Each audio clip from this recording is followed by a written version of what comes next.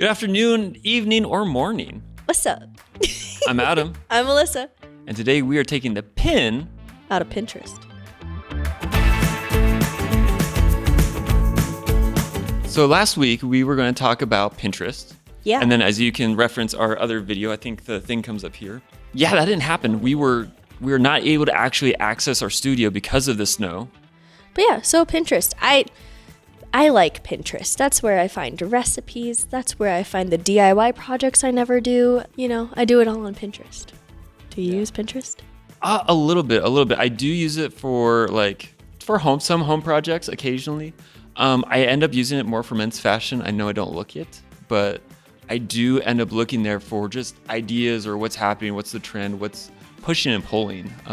And I'll be honest, I actually really appreciate JCPenney's, because JCPenney's on their website, they actually curate for men, oh, here is this look, and then here's where you can buy each of these items, which I thoroughly appreciate.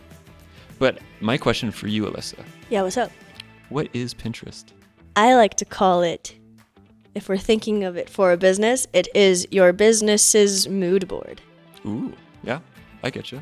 So I call Pinterest a search engine, because no one really goes there to be social, even though it's a social media platform.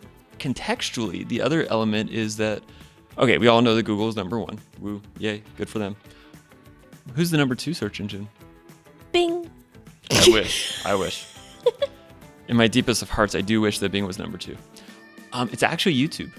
Oh, really? Yep, followed up by Google image search. And so when we get into this idea and this mindset of how people use a platform, Pinterest is super a search engine, and it is something to be optimized for website traffic and sales. I guess that makes sense, considering that's where I get my recipes.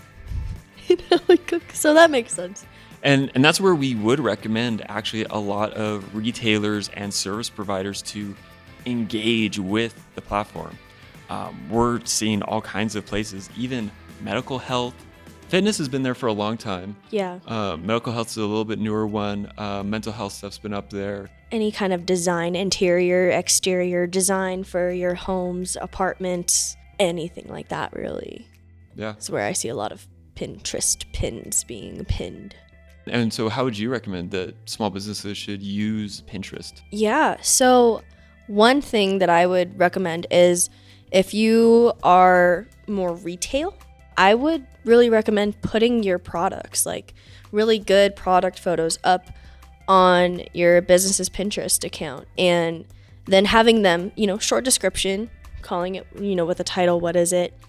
It's sunscreen or a tanning oil. We were talking about that earlier. So sunscreen, tanning oil, and then kind of describing what's in it, or maybe when's the best time to use it, and then having it link to your website so that you can actually direct someone over to your website to make a purchase. And that being said, there's tons of ways to expand that, whether that's, especially in cosmetics, if you're looking at what's a morning routine? What are all the serums, foundations, etc. that you're going to use? And then in the evening, what's your takedown? What does that look like? So you have all your products up, right? But then you can also create boards. And so then you can create and curate those boards to have whatever you need for your morning routine, whatever you need for your nighttime routine, or even just, depending on the kind of business you are, even just general self-care, because that's something a lot of people have been focusing on is, okay, yeah, makeup's good and fun and does good stuff, but how can I also take care of myself? And self-care has become a big part of that. And so having a morning, night, everyday kind of mood board that helps people kind of okay, well, what should I get from you guys for morning things? And then what order would I put it in? Because then if you have a blog about all the morning care products and you make a blog on this is step 1, 2, 3, or a video, you can have that in that whole board as well. And that's another resource for people, but another way to drive traffic, another way to get engagements, and so much more. And that's where there may be a couple of different applications, right? So if we take the idea that it is a search engine, where are people trying to find you? Where in their journey? If I'm making lighting fixtures, for example, I'm going to highlight traditional lighting, modern lighting, etc. Because people may search best hallway lighting, best modern lighting, and there's all these different search terms that they'll use for a visual idea and how to engage, because that's really hard to hit in a normal Google search. The flip side is if you are a electrician and you're saying, okay, great, I'm going to go do this job, and the client tends to be a little bit vague because they're not even sure what they want, you could show them, here is what modern lighting looks like. Here's what traditional lighting looks like. And so then you're able to use it as a sales tool and a clarification with them in the long run. And that being said, there is one nuanced issue that we would say to watch out for. And I want to read this to you because this is the first company. And I will say Pinterest did tweet this. So I did kind of have to laugh to myself. Social media, using social media to social media. It's good stuff. Exactly. Pinterest is rolling out a new climate misinformation policy. Our new policy makes Pinterest the only major digital platform to have clearly defined guidelines against false or misleading climate change information across content and ads. The new policy does say that they are going to clean and curate out false or misleading content about climate change, content that misrepresents scientific data, including omission or cherry picking, in order to erode trust in climate science and experts. So the issue that comes, and granted, we're not here to talk about climate change. We're here to talk about Article 240, because when they begin curating and cleaning content out, they do run the risk of being a publisher, which is the major issue that Twitter and Facebook have had over the last 3 or 4 years. There's been testimony in Congress over this. This is the first time that Pinterest has kind of voluntarily joined that fight. And I could see issues with sustainability.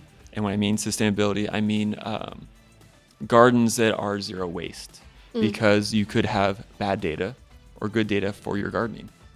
True. And so you may have to be, depending on your industry, a little bit careful, even though it might not be explicitly about climate change.